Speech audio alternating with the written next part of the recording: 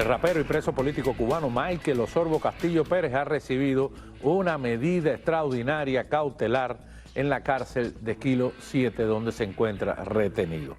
Lamentablemente, su familia está reportando que a través de una llamada telefónica pudo conocer que le están acusando de falsa información, de mentir a las redes sociales, de sacar noticias que no son ciertas con respecto a la situación de los presos políticos en Cuba y en especial de su caso.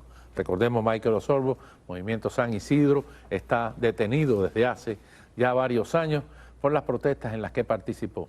Allí lo acusaron en ese momento de desacato, de difundir noticias falsas y de otros delitos que no pudieron comprobar, pero aún así lo han mantenido en prisión. Michael Osorbo ha resistido en la cárcel, ha mantenido su posición, está agradeciendo a todo el que se asocia con él, pero dice que seguirá en su posición de intransigencia y que no quiere salir bajo ningún arreglo de otro tipo. Esa es la situación de Michael Osorbo en este momento. Por su parte, un informe reciente de la organización Prisoner Defender revela que en Cuba persisten 1.150 presos políticos y de conciencia, de los cuales 728 cumplen condena en prisión y 422 bajo arresto domiciliario. La ONG Prisoner Defenders denuncia que el régimen cubano niega de manera sistemática los beneficios penales a los opositores encarcelados, violando sus derechos fundamentales. El pasado 14 de enero el gobierno cubano anunció la excarcelación gradual de 553 prisioneros como parte de un acuerdo con el Vaticano. No obstante, según Prisoner Defenders, solo 201 de ellos eran presos políticos y fueron liberados bajo un régimen de prisión domiciliaria que no implica libertad plena. El análisis de 440 casos de convictos de conciencia revela que todos los jóvenes de entre 16 y 20 años sin antecedentes penales deberían haber sido excarcelados, y de los 59 excarcelados, 19 deberían estar completamente libres y 48 en libertad condicional.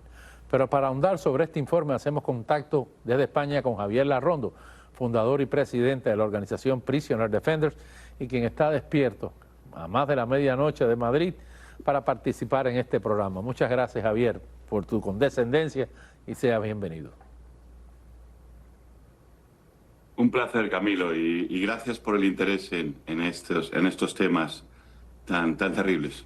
O sea que la realidad, según el informe que tú has presentado, es que ese ruido de que venía la liberación extraordinaria de muchísimos presos de conciencia no fue cierto al momento de seleccionar los presos liberados y al momento de detener a capricho puro la excarcelación de los mismos.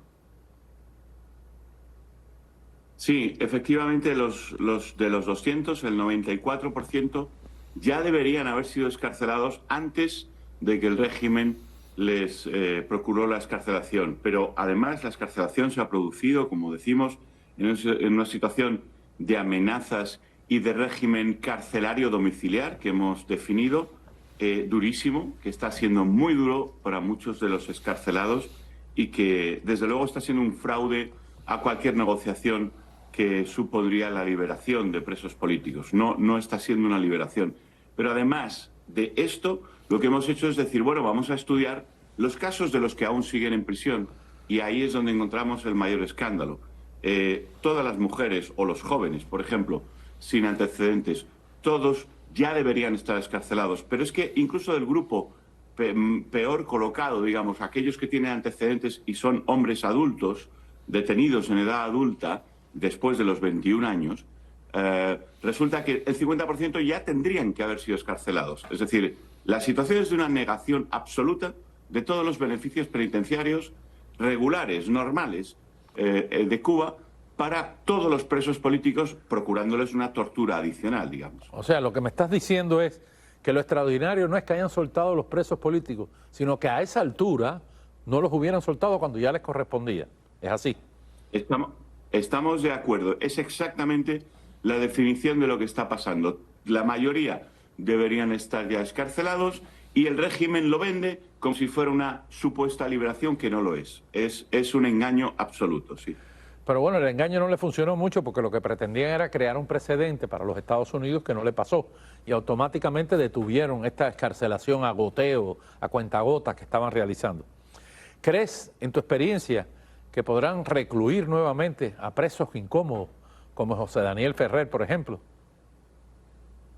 Sí, no hace falta creer en ello. Simplemente con la experiencia que tenemos, sabemos que un gran porcentaje será revocado a prisión y un gran porcentaje tendrán que volver a pasar por todo ese mal trago, porque es lo habitual en este tipo de excarcelaciones del régimen sobre presos políticos. Es lo habitual, Camilo. Y en el caso de los presos que no han permitido que los pongan en el aeropuerto, como Michael Osorbo o Luis Manuel Otero Alcántara, por ejemplo, que no han permitido una negociación, que no fueron incluidos en esta lista de supuesta liberación, ¿crees que en algún momento cambien las medidas contra ellos, les permitan disfrutar de casa por cárcel o algo por el estilo? Bueno, ahí el régimen tiene un cálculo muy concreto de cuál es la ventaja o el coste político de liberar o de retener a una persona en prisión. El caso de Michael y de Luis Manuel creo que son casos muy emblemáticos que a nivel internacional podrían impactar en el mundo del arte, por ejemplo, y otros. Y a lo mejor el régimen está pensando que no debería soltarlos por el tremendo coste político que puede pagar en el caso de que Michael Osorbo, por ejemplo, vaya a recoger su Grammy, etcétera, etcétera, ¿no? Todo esto son cálculos que son los cálculos de un Estado totalitario absolutista, como el Estado de Cuba actual, el régimen de Cuba actual, y lo que sí sabemos es que hay muchísima gente en prisión muy buena que por su activismo, por su firmeza, les retienen en prisión a pesar de que deberían estar excarcelados. Bueno, y en estos cálculos el régimen tiene bastante experiencia, muchos años de experiencia. Oye, muchas gracias por estar con nosotros. Qué maravilla que te quedaste despierto para acompañarnos al borde del abismo. Perdónanos, pero es el horario que salimos al aire.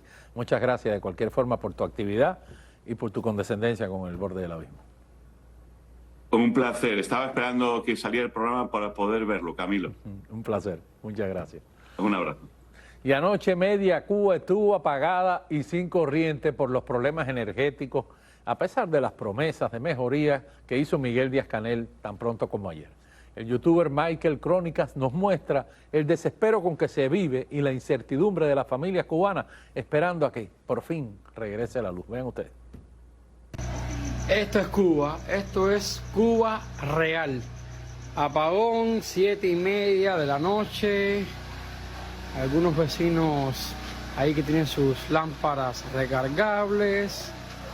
Miren, el patio, apagón, apagón, apagón. Por allá está mi mamá. Miren, apagón. Aquí estoy acabando de hacerme unas hamburguesas para la comida.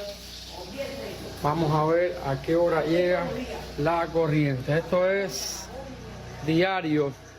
Diario son estos apagones, estos malditos apagones que te impiden hacer las cosas en la casa. Malditos apagones que además van a perdurar por lo que parece. Ahora vamos a noticias internacionales y no muy buenas de cubanos. A poco más de un año después de haber sido asesinado en Brasil, el prominente galerista estadounidense Brent Siquema, de 75 años, la justicia de Estados Unidos anunció el arresto de su ex esposo, el cubano Daniel Siquema, acusado de contratar a un sicario para matarlo. El Departamento de Justicia de los Estados Unidos informó a través de un comunicado que de Siquema, de 54 años y residente en Nueva York, fue detenido e imputado en una acusación formal, revelada este martes en el Distrito Sur de Estados Unidos.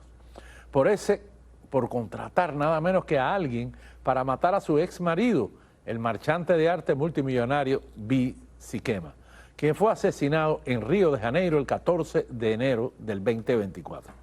De ser declarado culpable, se enfrenta a una pena obligatoria de cadena perpetua o muerte, según documentos judiciales. A partir del 2023, de Siquema ofreció dinero a otra persona a la que la acusación formal se refiere como 1-1, para no decir su nombre, a cambio de matar a su ex esposo, con quien estaba involucrado en un contencioso proceso de divorcio. El Departamento de Justicia no mencionó tampoco el nombre de la víctima, pero sí precisó que era ciudadana estadounidense que había amasado un patrimonio multimillonario y viajaba a menudo a Río de Janeiro, donde tenía propiedades. Señores, tendencias en la red, el video de la cubana Jenny, que intenta rescatar a su amiga de las calles de Miami, una mujer que enfrenta una dura adicción a las drogas, pero ella, que es amiga de la infancia, la trata de sacar de ese medio. Amiga, venga, ¿qué soy yo?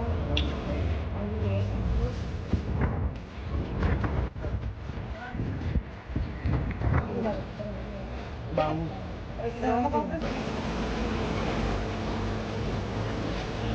Mira, Jenny. Cuidado con lo que tiene. Jenny, cuidado con lo que tiene. Sí, sí.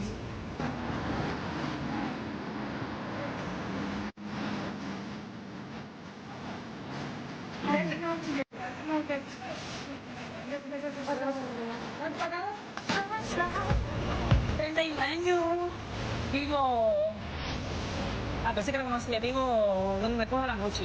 ¿Está bien? Y ya, todo bien, quiero, creo.